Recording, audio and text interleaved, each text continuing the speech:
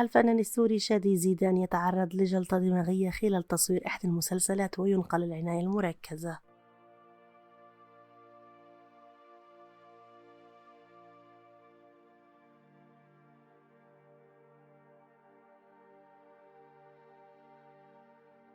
تعرض الفنان السوري شادي زيدان لوعكة صحية مفاجئة، حيث أصيب بنزيف دماغي أثناء تصوير أحد الأعمال الدرامية التي سيطل من خلالها على الجمهور في الموسم الرمضاني المقبل، وتم نقله مباشرة للمستشفى.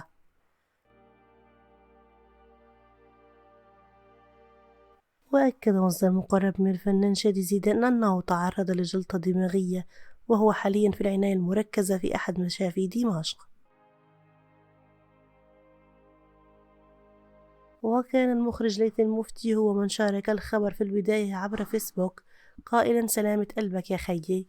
خلال التصوير تعرض الأخ شادي زيدان لوعكة صحية، الدعاء له بالشفاء، سلامة قلبك يا رفيقي.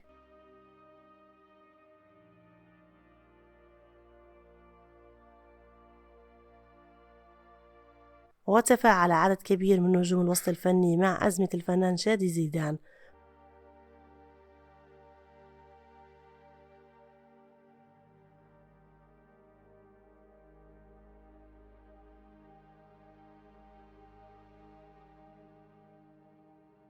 ومنذ بداية وقوع الزلزال المدمر في سوريا ويحاول الفنان شادي تقديم المساعدة بشكل مباشر إلى جانب المتضررين، وشارك مجموعة بوستات عبر إنستغرام من عمليات المساعدات التي يقوم بها، وآخر بوست شاركه كان يوم أمس من توزيع الدفعة الخامسة.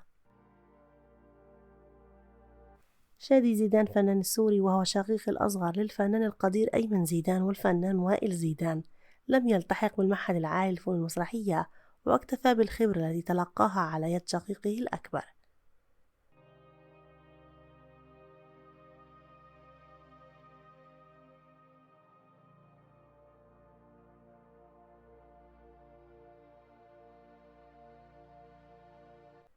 بدأ الفنان شادي زيدان مشواره الفني من خلال فرص صغيرة حصل عليها بدعم من الفنان أيمن زيدان، فقدم مشاهد قليلة في مسلسل أيام الغضب.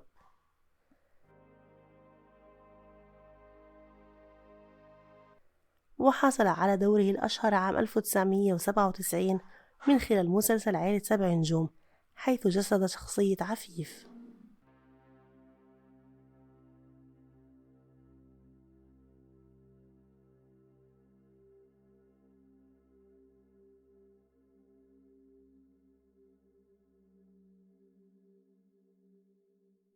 شادي غالب شكري زيداني ولد في 5 من يونيو عام 1974 في مدينة صغيرة تسمى رحيبة، تقع على بعد 50 كيلومتر شمال شرق دمشق.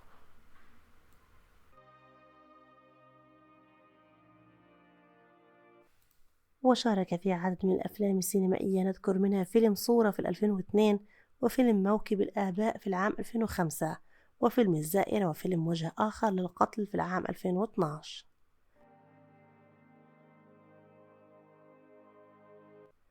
وله تجارب إنتاجية، حيث عمل كمشرف منفذ لمسلسل الرسوم المتحركة مغامرات البابالوز.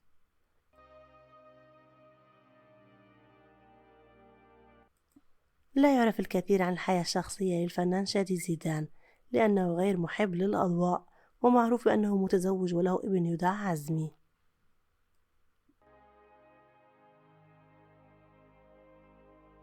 وفي الشأن الدرامي يشارك الفنان شادي زيدان في مسلسل زقائق الجن، تأليف محمد العاص وإخراج تامر إسحاق، وإنتاج مجموعة البرغلي للإنتاج والتوزيع الفني.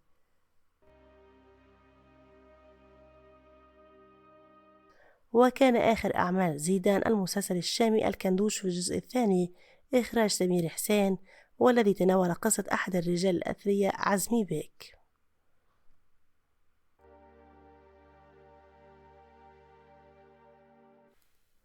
واجه الفنان شادي وشقيقه وائل زيدان اتهامات متواصلة بدخول عالم الفن عبر واسطة من شقيقهم الأكبر أيمن، وقد صرح الفنان أيمن خلال أحد اللقاءات بأنه لا يعترف بالواسطة في الوسط الفني، وأكد بأن إخوته عملوا ببعض الأدوار الصغيرة واستمروا، وقد برر أيمن دخول إخوته للفن بأنهم موهوبون بشهادة المخرجين الذين عملوا معهم دون تدخل من قبله.